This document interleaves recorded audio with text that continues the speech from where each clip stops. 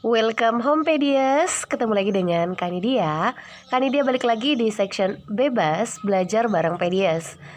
Dan kali ini kita bakal bahas materi akuntansi ya. Udah lama soalnya nggak bahas akuntansi. Tapi seperti biasa sebelum lanjut, Kanidia mau ucapin terima kasih banget buat kalian yang senantiasa mensupport dengan cara subscribe, like, dan share video ini sebanyak-banyaknya ke teman kalian biar kita bisa bagi ilmu yang bermanfaat.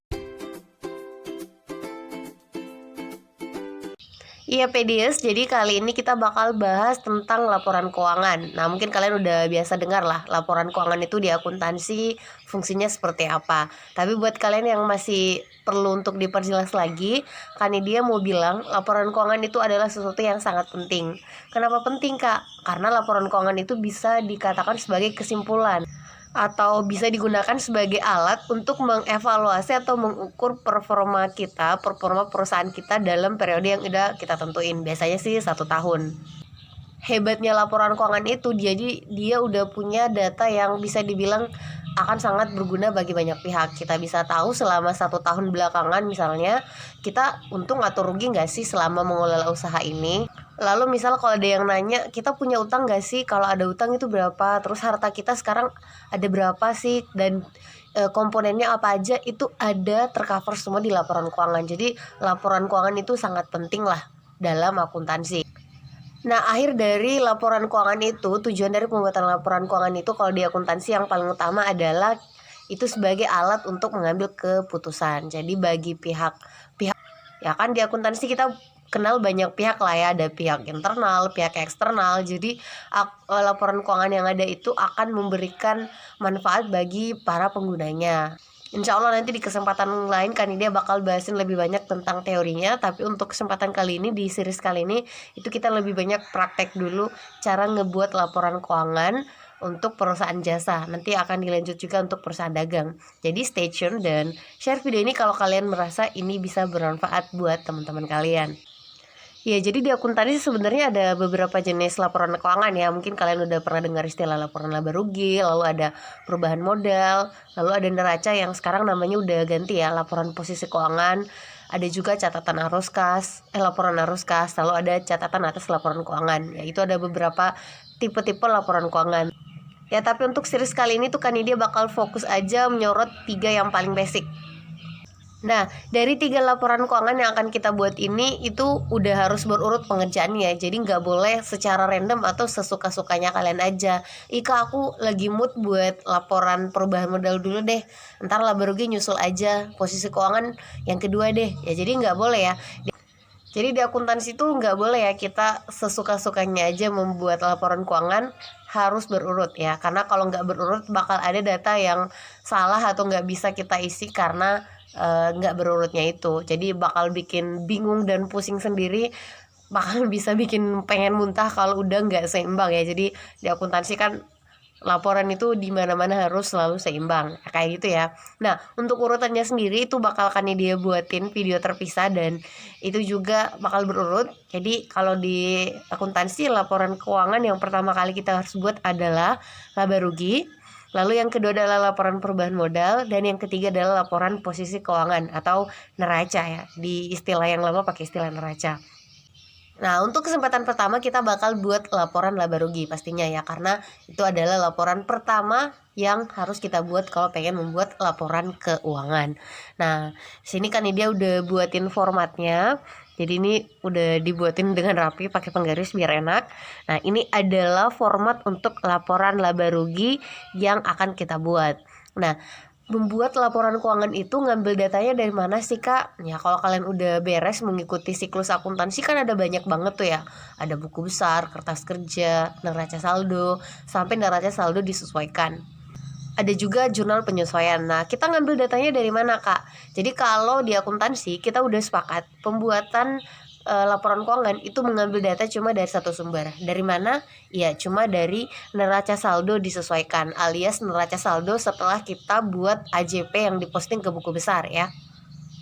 Nah, untuk data neraca saldo disesuaikan itu bisa kita dapat dari 2 sumber ya. Yang pertama neraca saldo disesuaikan yang dibuat secara terpisah kayak gini. Jadi udah dipost ke buku besar, terus buat deh neraca saldo disesuaikan. Atau kalau kalian perhatiin baik-baik, ada juga data NSD ini, neraca saldo disesuaikan itu tersedia kok di kertas kerja, di worksheet yang dibuat pas sebelum membuat laporan keuangan. Ya, jadi walaupun beda tempat tapi kontennya tetap sama, neraca saldo disesuaikan. Dan ini adalah satu-satunya sumber data yang bakal dijadikan sebagai acuan untuk membuat laporan keuangan. Ya, jadi Kanidia di sini udah buatin contoh. Sekali lagi ini datanya semua fiktif belaka ya, Kanidia buatin aja. Anggaplah kita punya perusahaan jasa namanya Akademi Bahagia Selalu. Nah, Akademi Bahagia Selalu ini sampai di akhir tahun 2020 ternyata misalnya ya contohnya itu data neraca saldo sesuaikannya itu kayak gini. Nah, di sini ada data mulai dari kas sampai beban lain-lain itu di debit ada, di kredit ada, dan di akuntansi udah jelas banget lah ya. Laporan kita harus seimbang, karena kalau nggak seimbang itu pasti salah. Tapi walaupun seimbang juga nggak pasti benar juga ya, jadi dilema banget lah. Seimbang belum tentu benar, tapi kalau nggak seimbang udah pasti salah ya, jadi betul-betul harus perhatiin dengan baik. Akuntansi itu sebenarnya sangat-sangat mudah lah ya, karena bisa dibilang materinya nggak banyak-banyak amat, cuma perlu emang seninya adalah harus tahu dari awal. Jadi memahami akuntansi itu nggak bisa di split per chapter yang kita suka ya. Saya sukanya penyesuaian aja kak, nggak suka materi buku besar atau kertas kerja. Ya kalau misalnya ada chapter yang kita nggak kuasai, itu bakal sulit juga dalam menjawab materi akuntansi. Soal-soal akuntansi maksudnya, nggak kayak ekonomi kan ya, jadi chapternya bisa di split. Saya sukanya mikro aja kak, oke lah, bisa kok memahami chapter by chapter, itu nggak harus berurutan. Nah kalau akuntansi itu beda lagi, tapi akuntansi enak lah ya kalau dibandingkan ekonomi, kan dia pribadi itu merasa lebih mudah dipahami sih akuntansinya, kayak gitu. Ya, jadi kali ini kita bakal buatin laporan laba rugi dulu ya untuk Akademi Bahagia Selalu yang kita udah punya datanya. Nah, kalau pengen ngebuatin laporan laba rugi, biasanya kan dia buatinnya dalam format seperti ini. Jadi ada 1, 2, 3, 4 kolom. Ya kurangnya kayak gini, sama kurang yang sama itu yang ini ya. Karena ini angkanya ini isinya pasti angka, jadi supaya lebih estetik gitu, lebih cantik gitu. Usahain lebar kolom yang 2 ini itu sama. Yang ini ya jangan sama karena kontennya bakal beda kayak gitu.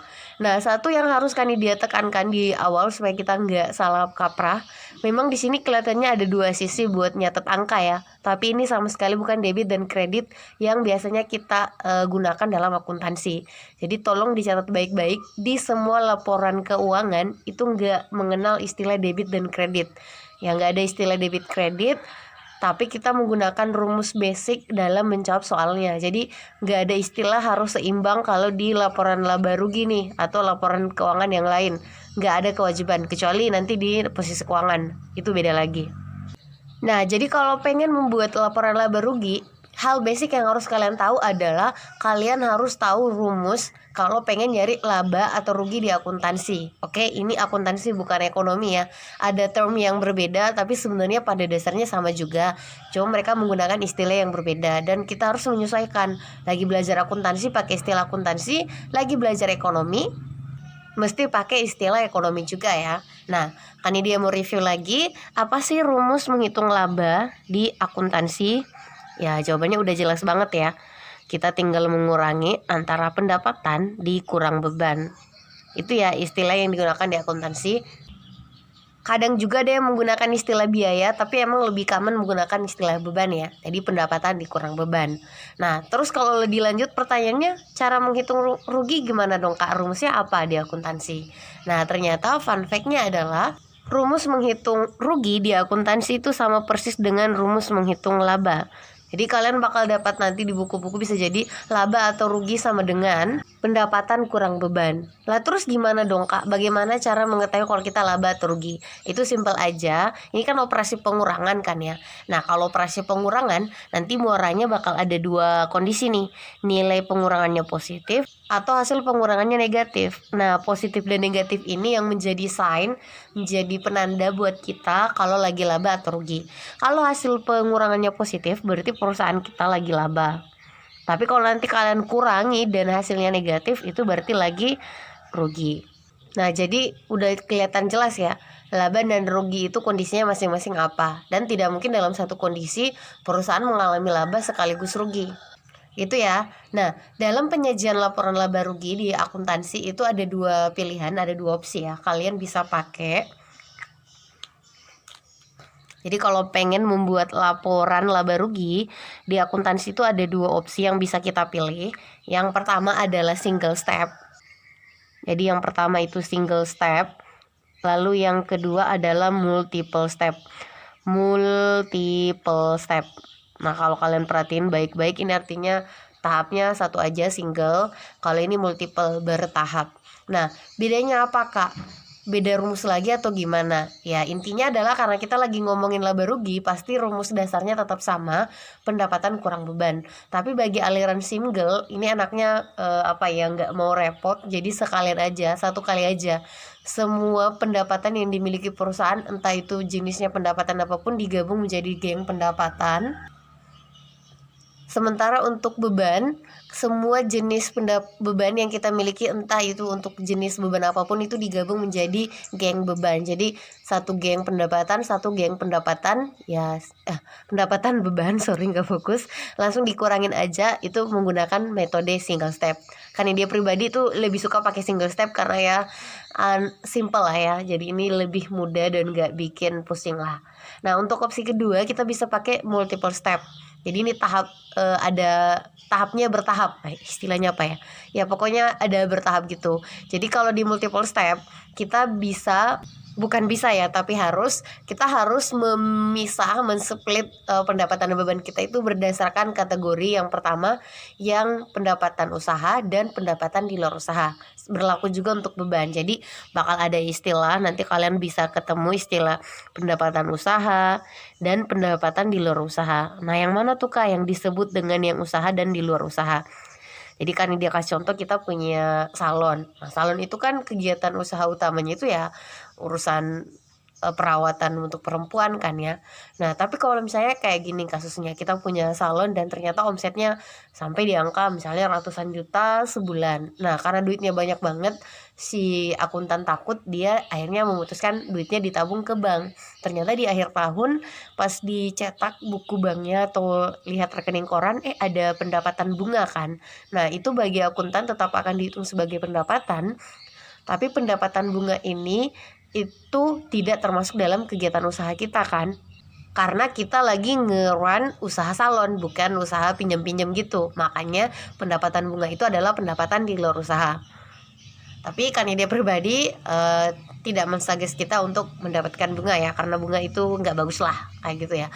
Cari yang tanpa bunga, hidup bank syariah.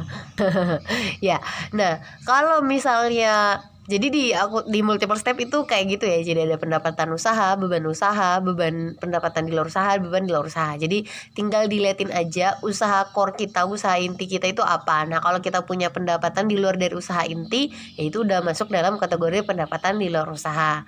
Macem tuh. Nah, tapi kali ini di video ini kan dia bakal bahas single step aja karena itu lebih common, dan kan dia pribadi memang suka banget lah. Ini kan simple ya, sesuai dengan sifat-sifat anak milenial yang gak suka rempong-rempong ya. Tapi nanti kalau misalnya ada kesempatan, insya Allah kan dia coba buatin yang multiple step juga biar kalian juga paham. Oke, nah kita bakal buat langsung aja metode yang single step untuk laporan laba rugi. Nah, ini tadi udah ada kolomnya kan, dia udah sebut. Nah, cara mengisinya tuh simple aja. Jadi, karena kita punya rumus itu laba rugi adalah pendapatan kurang beban, berarti yang harus kita tulis dulu itu adalah pendapatan, karena nanti bakal dikurang dengan beban ya. Nah, makanya untuk bagian pertama itu kita tulis pendapatan dulu. Tapi sebelum lanjut kan dia mau bahasin dulu tentang gimana cara membuat kop laporan, kepala laporan. Jadi nggak boleh buat laporan kayak gini tanpa ada kepala, ada judul, karena nanti bakal bingung kan, ini laporan apa gitu ya. Nah, kalau di akuntansi kop laporan atau kepalanya nih yang di atas ini tuh ada setidaknya harus terdiri atas 3 baris ya. Udah ada aturannya dan nggak boleh sesuka-sukanya kita. Jadi udah ada aturan untuk kop laporan itu sendiri. Nah, untuk buat kop laporan itu ada 3 baris. Yang pertama, kalau pengen buat kop laporan ya, kepala laporan. Jadi konten kop laporan itu ada 3 baris. Untuk baris pertama itu harus dituliskan nama perusahaan. Nah, kalau dicontohkan dia itu Akademi Bahagia Selalu. Untuk baris kedua itu kita harus diisi dengan jenis laporan. Aduh, tulisannya kok nggak rapi ya. jenis laporan. Nah, kalau di sini udah akan dia buatin laporan laba rugi. Itu adalah laporan yang akan kita buat. Nah, yang terakhir itu adalah periode laporan. Jadi ini laporan menunjukkan periode untuk kapan. Nah, kalau di laporan laba rugi itu format periodenya itu harus kayak gini ya kata-katanya, untuk periode yang berakhir. Nah, kalau di sini kebetulan kita tadi contohnya sampai 31 Desember ya. Jadinya kita nulisnya juga sampai 31 Desember 2020. Nah, lanjut aja. Kalau pengen membuat laporan laba rugi, tadi yang harus ditulis adalah pendapatan. Sekali lagi nih Kanidia bakal buat yang metode single step ya. Nah, jadi kalau single step langsung aja kita tulis di sini bagian A atau nomor 1 boleh, tapi Kanidia lebih prefer bagian A. Nah, bagian A itu harus merupakan bagian pendapatan. Nah, kita bisa mengambil datanya sekali lagi tuh hanya dari neraca selalu disesuaikan kan ya. Ini udah ada Akademi Bahagia Selalu. Di sini udah ada penjelasan pendapatan. Nah, kebetulan di soal kita ada 2 jenis pendapatan. Nah, kalau single step, berapapun jenis pendapatan kita itu langsung aja kita tulis semuanya di bagian pendapatan. Nah, kalau di sini ada 2 ya, jadi harus ditulis dua-duanya, jasa dan bunga dengan nilai masing-masing 85 dan 5 juta. Jadi cara nulisnya kayak gini, kita tulis dulu di sini pendapatan jasa kan yang pertama. Nah, nilainya berapa? Kalau kita lihat pendapatan jasa kita itu nilainya 85 juta. Ditulisnya di sebelah sini. Nah, kalau di sini biasanya kan dia nulisnya dari belakang supaya lebih rapi gitu kan. Nah, udah di pendapatan jasa, next masih ada pendapatan bunga. Sama kita tinggal tulis aja di sini pendapatan bunga. Nah, nilainya sesuai di NSD, neraca selalu disesuaikan, nilainya ternyata cuma 5 juta. Nah, kalau udah seperti ini udah bisa dirapiin. Ya, jadi tulisnya tadi dari belakang supaya lebih rapi aja. Nah, kalau udah seperti ini karena udah habis pendapatan kita harus menjumlahkan semua pendapatan. Ya, jadi biasanya ditulis misalnya kan dia warna hijauin. Ini adalah data untuk jumlah pendapatan. Nah, jumlah pendapatan itu sendiri kita dapatkan dari menjumlahkan yang semua pendapatan yang ada ya. Kalau di akuntansi, kalau kita lagi menjumlahkan biasanya kita tambahin garis ya. Jadi ada garis kayak gini. Ini semoga rapi. Aduh, kurang rapi ya. Nah, udah kalau di kayak gini berarti kita sisa menjumlahkan yang 85 ditambah 5 juta. Bakal ketemu ya 90 juta kan. Nah, angka 90 juta ini itu kita taruh di kolom di sebelahnya. Jadi ternyata jumlah pendapatan kita itu adalah 90 juta totalnya. Kayak gitu. Nah, setelah selesai di pendapatan, tadi kita ingat lagi rumus laba rugi cuma pendapatan kurang beban. Berarti sisa main ke beban. Nah, kan dia sisa tulis deh di bagian B. Misalnya di sini adalah B. Di mana ya, di sini aja. Ini adalah beban. Ada yang bisa nulis beban-beban atau beban aja. Kan dia tulis beban-beban aja. Nah, kalau pengen membuat untuk beban-beban, cara membuatnya sama persis juga dengan pendapatan. Kita tinggal tulis semua beban kita yang kita miliki. Nah, jadi kita tinggal ngecek lagi data di neraca selalu disesuaikan kita berapa akun beban kita, sisa kita pindahin semuanya ke laporan laba rugi. Nah, kalau di sini kalian perhatiin baik-baik itu ada 1 2 3 4 beban yang dimiliki perusahaan, berarti kita bakal mindahin semua beban itu. Mulai dari beban pertama itu adalah beban gaji. Jadi tulis gaji, nilainya berapa? 40 juta. Nah, jadi kita tinggal tulis di sini. Sekali lagi, ini nggak ada hubungannya dengan dia debit atau kredit ya, karena kan dia udah jelasin di laporan keuangan gak ada istilah debit dan kredit.